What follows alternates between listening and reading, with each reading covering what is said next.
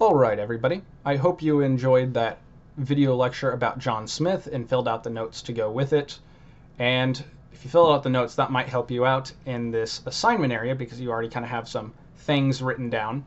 And for our assignment, I'm just going to go over it to explain things to you that maybe are not fully explained, but it's pretty simple. Captain John Smith assignment, instructions. Fill out the questions after watching the video lecture. Very simple. The first 3 questions are very simple. 3 adjectives that describe John Smith. What's his most important accomplishment, and what is your favorite fact about John Smith? Notice that these are all opinions, and you can answer with your opinion, but make sure it is a good opinion, an opinion that you can defend with evidence. And then that goes into our first written question. Write about like a paragraph, 4 to 5 sentences on this. What makes John Smith a great man? And I have put him in my Great Men of America video series. And after listening to it, what are his most important accomplishments? What makes him stand out? Why should we remember him in history? So there's one paragraph. And then another paragraph to conclude the assignment. Is John Smith an American? Now, he was born in Britain and he died in Britain. So is he British or an American? I added him to my American Great Men of America video series. So I would argue he's an American. But I want to hear your argument. Would you agree with my claim of him being American or disagree with the claim and add some facts from the video or just from his life and write a paragraph on that? For the further learning, I have quite a bit on this further learning. Choose 1 or 2 to further your learning of the topic and maybe spread out your choices. If you want to rush through it, there are some easier ones on here, but if you're really interested in this topic, some of these last a bit longer.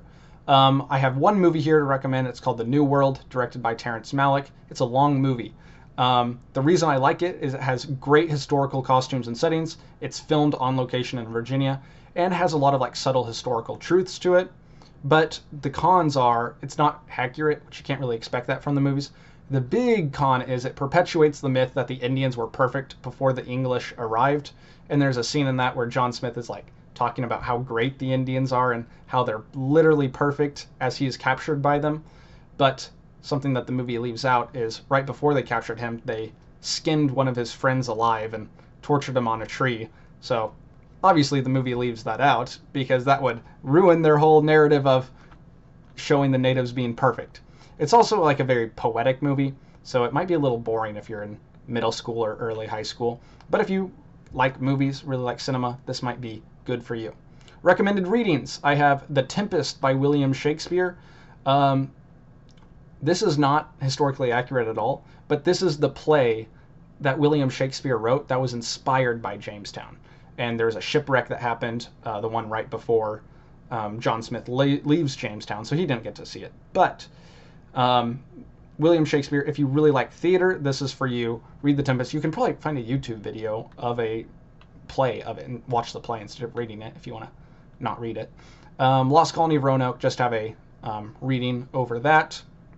Recommended field trips. If you want to check out Jamestown, it is still a historic site. If you live in Virginia or around Virginia, you can go and check that out. And they have a huge statue of John Smith there.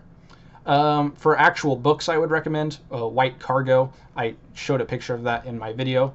And it's a very good book talking about the white slave trade. And that's how I knew that John Smith was really adamant against the white slave trade. I would not have known that from reading my other biographies. And then recommended videos. I have my own video on the white slave trade. If you don't want to, read the whole book, there's a video kind of summarizing it. And then I also have another video talking about why do we associate John Smith with Pocahontas romantically? And, they never had any type of romantic relationship. So why is that popularized or mythologized in modern society? Talk about that in the video there.